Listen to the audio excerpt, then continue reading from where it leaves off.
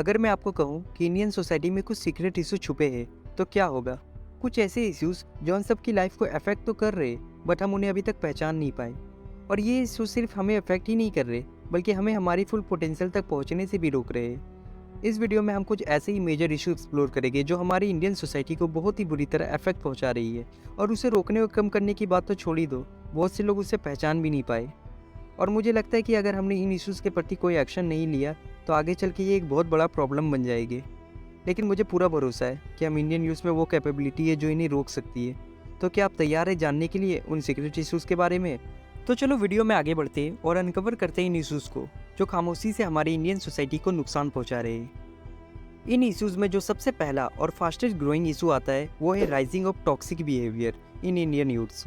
अगर आप toxic behaviour नहीं जानते तो आपको बता दूं कि ये एक टाइप का एक्शन या एटीट्यूड होता है जो दूसरों को बहुत ही नुकसान और तकलीफ पहुंचाता है। जैसे किसी को गाली देना, बिना वजह के दूसरों को मारना, मैनिपुलेट करना, दोष जमाना, एवं किसी को भड़काना, ये भी टॉक्सिक बिहेवियर के अंदर आता है। चलिए मैं आपको एक छोटी सी कहानी सुनाता हूँ जिससे आप टॉक्सिक बिहेवियर को और अच्छी तरह समझ पाएंगे। समानता एक एवरेज लड़की है हमारी सोसाइटी की, और वो अपने पार्टनर जॉन के साथ एक टॉक्सिक रिलेशनशिप में रह रही है। जॉन रेगुलरली उससे टॉक्सिकली बिहेव करता है। वो कभी उसे गाली देता है, उस पर चिल्लाता है, धमकी देता है, इवन उस पर हाथ भी उठाता है।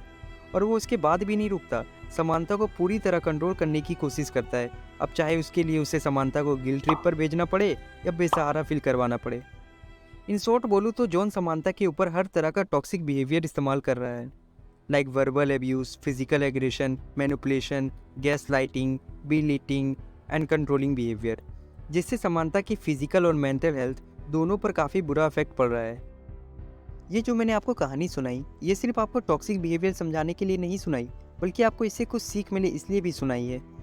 लाइक अगर आपने सही समय पर टॉक्सिक बिहेवियर को नहीं पहचाना और रोकने की कोशिश नहीं की, तो आपके साथ भी वो सब चीज़ें हो सकती है जिससे समानता गुजर रही है। तो सबसे पहले तो हम सबको पहचानना होगा कि वो कौन से एक्शन या एटीट्यूड है जो टॉक्सिक बिहेवियर के अंदर आते हैं।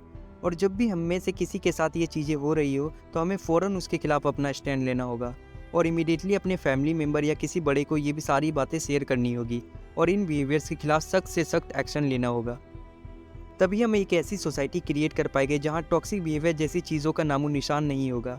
और हाँ, सिर्फ टॉक्सिक बिहेवियर को हटाने से ये इशू ख़त्म नहीं होगा, बल्कि इसे पूरी तरह ख़त्म करने के लिए हम सबको हेल्दी एंड रिस्पेक्टफुल रिलेशनशिप को भी प्रमोट करना होगा।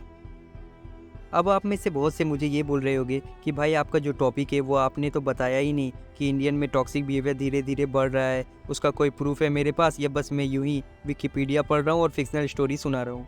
सो माय डियर ऑडियंस, अब मैं विकिपीडिया की नॉलेज और फिक्सन को छोड़ के फैक्ट पर बात करता हूँ।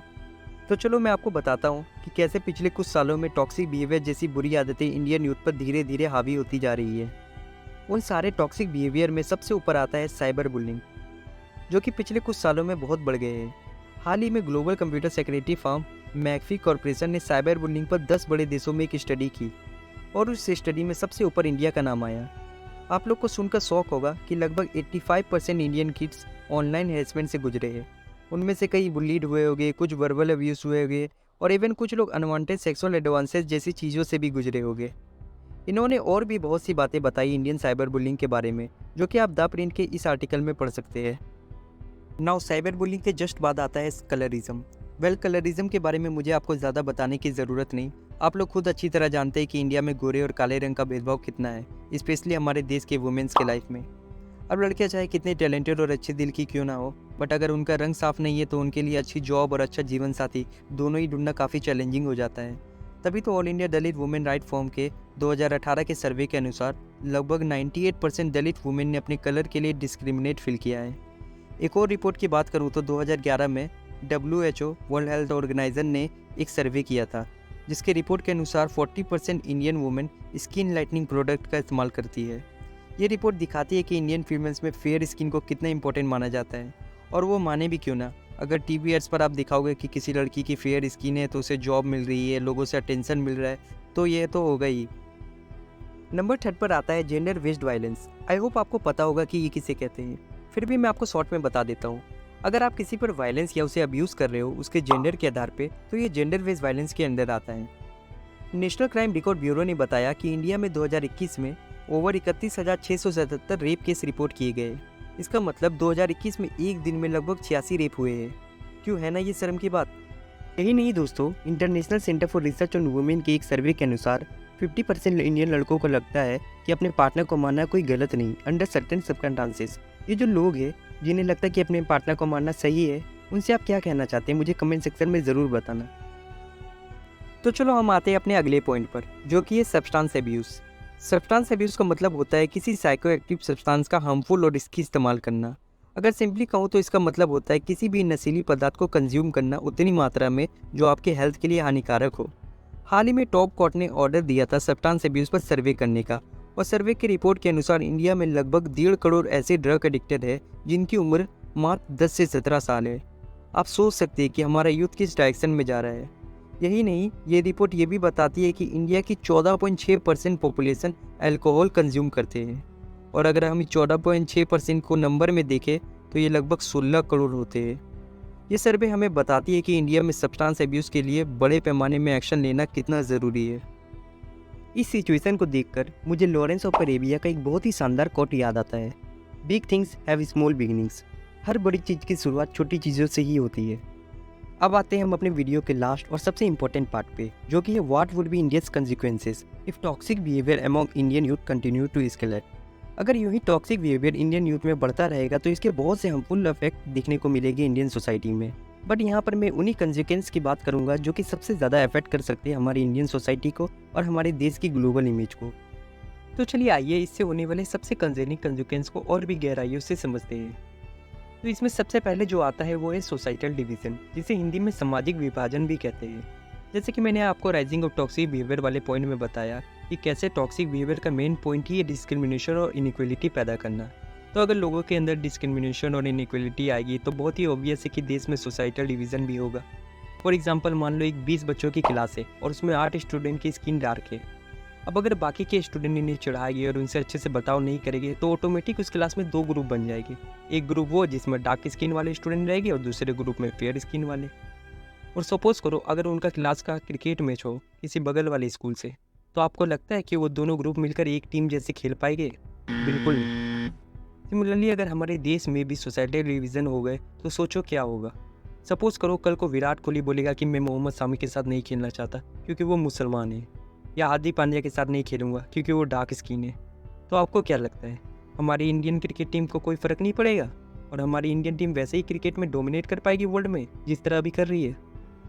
ना दूसरा सबसे बड़ा इम्पैक्ट हमें हमारी देश की इकोनॉमिक पर दिखने को मिलेगा, क्योंकि टॉक्सिक बिहेवियर एक नेगेटिव इन्वायरमेंट क्रिएट करता है जो कि किसी भी कंपनी और इंडस्ट्री की प्रोडक्टिविटी डिक्रीज करने में बहुत ही बड़ा रोल प्ले करेगा, जिससे अल्टीमेटली इकोनॉमिक ग्रोथ भी डिक्रीज होगा।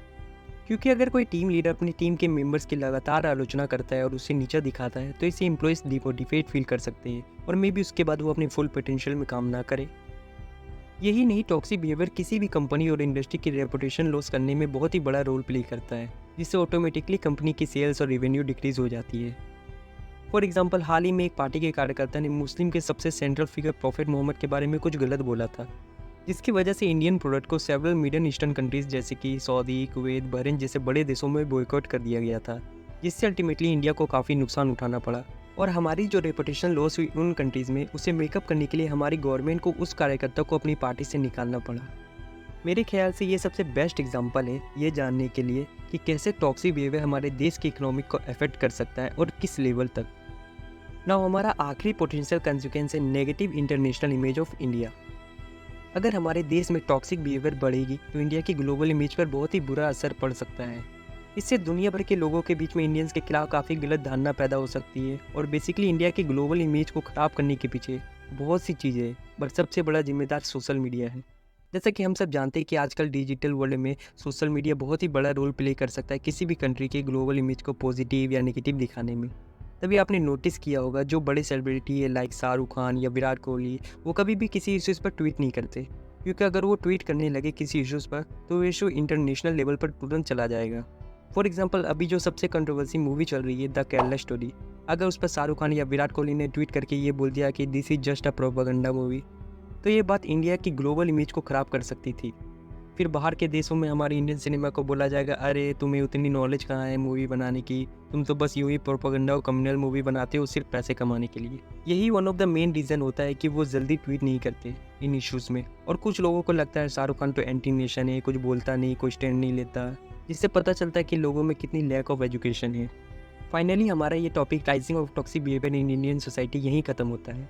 और हाँ, जाने से पहले वीडियो को लाइक और चैनल को सब्सक्राइब ज़रूर करें ताकि मुझे मोटिवेशन मिलती रहे इस तरह इन्फॉर्मेटिव वीडियो बनाते रहने की।